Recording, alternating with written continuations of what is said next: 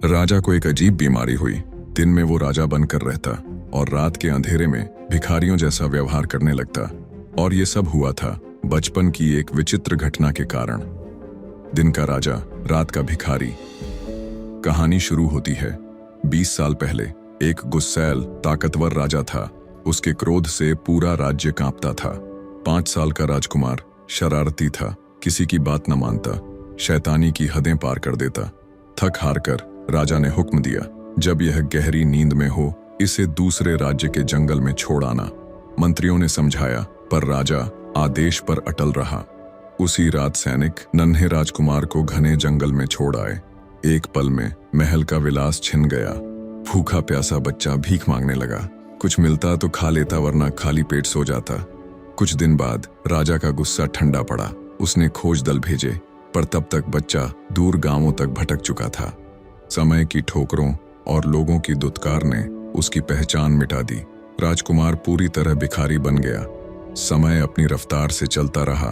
20 साल बीत गए। 5 साल का बच्चा अब 25 साल का जवान हो गया। ऐसे ही भटकते भटकते कुछ गांव शहर पार करके एक दिन भिखारी अपने ही महल के सामने से भीख मांगते हुए गुजरा कि तभी संयोग से बूढ़े राजा ने महल की खिड़की से देखा। वही चेहरा, वही नैन नक्श। राजा ने बेटे को पहचान लिया और जोर से चिल्लाकर बोला, ये तो मेरा पुत्र है। राजा ने तत्काल सैनिकों को आदेश दिया, इस भिखारी को पकड़ो, इसे जल्दी महल में लेकर आओ।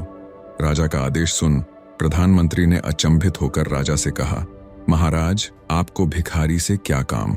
राजा ने कहा, प्रधानमंत्री जी, ये जो भिखारी दिख रहा है यही तो मेरा पुत्र है। इस राज्य का राजकुमार। मैंने इसे कहां कहां नहीं ढूंढा, लेकिन संयोग से ये खुद वापस अपने घर आ गया। राजा का आदेश पाने के बाद सैनिक भिखारी के पीछे दौड़े। लड़के ने जब सैनिकों को अपनी तरफ आते हुए देखा तो वो घबरा गया और सोचने लगा, शायद महल के सामने भीख मांगना अपराध है, इसलिए ये लोग मुझे पकड़ने के लिए मेरे पीछे आ रहे हैं।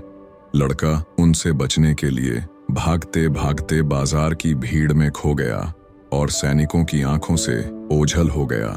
सैनिक वापस महल लौट आए और राजा से कहा, महाराज, वो भिखारी तो हमारे हाथ ही नहीं आया। जैसे ही उसने हमें अपनी तरफ आते हुए देखा, वो तेजी से दौड़ा और बाजार की भीड़ में खो गया। प्रधानमंत्री जी सैनिकों की बात ध्यान से सुन रहे थे। प्रधानमंत्री राजा के पास गए और स्थिति को भांप कर कहा, महाराज, शायद उसे अब कुछ याद नहीं है।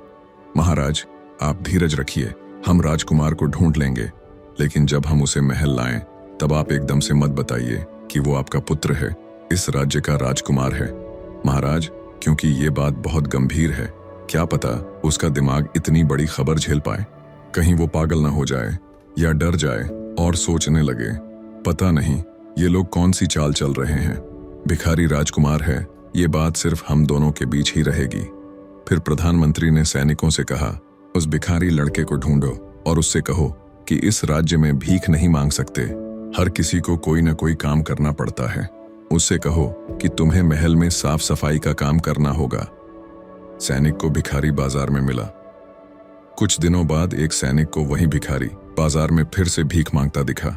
सैनिक उसके पास गया और कहा, ऐ लड़के, तुम भीख नहीं मांग सकते, तुम्हें कुछ न कुछ काम करना होगा। लड़के ने कहा, मुझे कुछ आता नहीं, इसलिए कोई काम देता नहीं। सैनिक ने कहा, राजमहल में सफाई करने वाले की जरूरत है, अगर तू चाहे तो ये काम तू कर सकता है, नहीं तो तुझे बंदी बना लिया जाएगा। भिखारी महल में आ गया। भिखारी ने महल में झाड़ू लगाई। 1 माह बाद बगीचे का माली बन गया। इज्जत की रोटी ने भरोसा जगाया। आत्मसम्मान जागने लगा। कुछ हफ्ते बीते, वह दरबान बना। राजा मुस्कुराकर देखते। 3 महीने बाद खजांची बन गया। जिम्मेदारी ने दिल में आदर बढ़ाया। वो खुद से कहने लगा, मुझ में काबिलियत है। दिन गुजरे, मंत्रिमंडल में जगह मिली। अब वह राजा का सलाहकार बन गया। राजा उसे कभी कभी पीठ पर शाबाशी देते और कहते, बहुत अच्छा कर रहे हो। उसे किस्मत पर यकीन न होता। दिन रात ईश्वर का शुक्र मनाता। तभी एक दिन खबर आई, भिखारी प्रधानमंत्री बन गया। प्रधानमंत्री ने उम्र के कारण पद छोड़ने की गुजारिश की और किसी युवा योग्य उत्तराधिकारी की सिफारिश की। राजा ने सहमति तो दी, पर तुम जैसा चतुर बहादुर व्यक्ति कहाँ मिलेगा, यह प्रश्न उठाया। सभा विचार के बाद सबने पिछले वर्ष तक भिखारी रहे उस नौजवान को प्रधानमंत्री चुन लिया। लड़के को यकीन नहीं हो रहा था, कल तक दर दर भटकने वाला आज राजमहल में दिन भर आ जा रहा है। और फिर एक दिन भिखारी राजा बन गया। एक दिन राजा ने उससे कहा, अब तुम्हें सत्य बताने का समय आ गया है। बूढ़े राजा ने आंखों में आंसू भरकर कहा, वास्तव में तुम मेरे ही पुत्र हो, तुम ही इस राजगद्दी के असली राजा हो। लड़का ये सुनकर स्तब्ध रह गया। उसने पूछा, अगर ऐसा था तो आपने मुझे पहले क्यों नहीं बताया?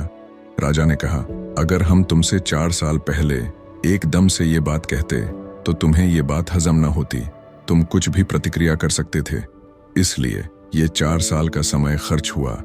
लड़के ने कहा, राजन आप रोइए मत, आपने अच्छा ही किया। उस समय तो मैं कुछ समझ नहीं सकता था, आज आप कह रहे हैं तो हल्की हल्की स्मृति आती है। महल की दीवारों को देखकर, दरवाजों को देखकर लगता है कि पहले भी कभी देखे हुए हैं। अब वो लड़का सिंहासन पर बैठ राजा घोषित हो गया, लेकिन एक विकट समस्या लड़के का इंतजार कर रही थी। भिखारी को पड़ते दौरे।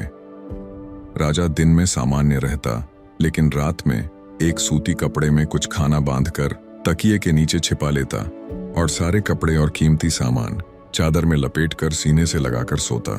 फिर एक दिन पिता ने उसे ये करते हुए देख लिया। कुछ दिन तक वे ये सब देखते रहे। फिर एक दिन उसके पास जाकर बोले, तुम अकेले में इस तरह का व्यवहार क्यों कर रहे हो? तुम्हें किस चीज की कमी है जो तुम खाना और कपड़े रात में पकड़कर सोते हो? पिताजी, मैं नहीं जानता कि मुझे क्या हो रहा है। मुझे सदा भय रहता है, बार बार सब पर शक होता है कि कहीं ये सब छिन तो नहीं जाएगा, कि लोग मुझे मार तो नहीं देंगे। मुझे हर समय खुद पर संदेह बना रहता है, क्या मैं सच में राजा बनने लायक हूं भी या नहीं। मैं इसी कारण रात में भिखारी बन जाता हूं। नौजवान राजा के चेतन मन को तो पता था कि वो अब राजा है, लेकिन पिछले 20 सालों का अवचेतन मन इसे कैसे स्वीकार करे। जो रेखाएं गहरे मन में खिंच गई थीं, वो उसे बार बार भिखारी महसूस कराती। इसी मानसिक विरोधाभास के कारण राजा बीमार रहने लगा। बेटे की ये हालत देखकर बूढ़े पिता ने सन्यासी बाबा को बुलाया और उन्हें सारी समस्या समझाई। बाबा ने कहा, इसके ऊपर सम्मोहन के कुछ प्रयोग करने होंगे। जब ये ऊपरी सतह पर राजा बना, तब इसके अंतर्मन में बैठा भिखारी विचलित हो गया, इसलिए ये अब डर और चिंता में जीता है। अवचेतन मन तक यह धारणा बिठानी होगी कि ये साहसी व सक्षम राजा है। सन्यासी युवा राजा को योग निद्रा की अवस्था में ले जाकर सुझाव देते, मैं राजा हूं, मैं सक्षम हूं, शक्तिशाली हूं, मेरे लिए कुछ भी कठिन नहीं है, मुझे किसी चीज की कमी नहीं है, सब मुझे पसंद करते हैं, मेरा सम्मान करते हैं। सन्यासी बाबा हर रात सोते समय इन्हीं भावनाओं के साथ उसे सुला देते। धीरे धीरे राजा के अंतर्मन में साहसी और सक्षम होने की भावना बैठती गई और भिखारी होने की भावना क्षीण हो गई और पुराने डरावने सपने अपने आप समाप्त हो गए। स्वामी विवेकानंद जी कहते हैं, जो आपके शरीर और मन को कमजोर बनाए वो पाप है, और मैं कमजोर हूं ये मानना तो सबसे बड़ा पाप है। स्वामी जी कहते हैं, ब्रह्मांड की सारी शक्तियां पहले से हमारी हैं, हम ही हैं जो अपनी आंखों पर हाथ रख लेते हैं और फिर रोते हैं कि कितना अंधकार है। हम जो चाहें वो कर सकते हैं, लेकिन हमारे अवचेतन मन में अहंकार नाम का एक लाचार भिखारी बैठा है जो खुद को आत्मा से, परम शक्ति से अलग मानता है, इसीलिए हमेशा कमजोरी और चिंता महसूस करता है। चेतन मन जब अपनी शक्ति पहचानता है तब वो राजा है, ये अच्छा भविष्य देख सकता है, खुद पर विश्वास करता है। लेकिन जैसे ही ध्यान हटा, वैसे ही अवचेतन में बैठा हुआ भिखारी पूरे मन पर हावी होने लगता है। हमें अवचेतन मन को हराना नहीं है, केवल अवचेतन तक सही संदेश पहुंचाना है। कैसे? योग निद्रा या ध्यान में खुद को बहुत शांत करके जो भी हम जीवन में पाना चाहते हैं, आनंद, खुशी, धन या कामयाबी, सफलता, कुछ भी, उसकी धारणा बनाकर उसे बार बार महसूस करना है। इससे अवचेतन मन में बसी हुई विरोधाभासी धारणाएं टूटने लगेंगी और कुछ ही दिनों में हमारा जीवन एकदम से परिवर्तित हो जाएगा।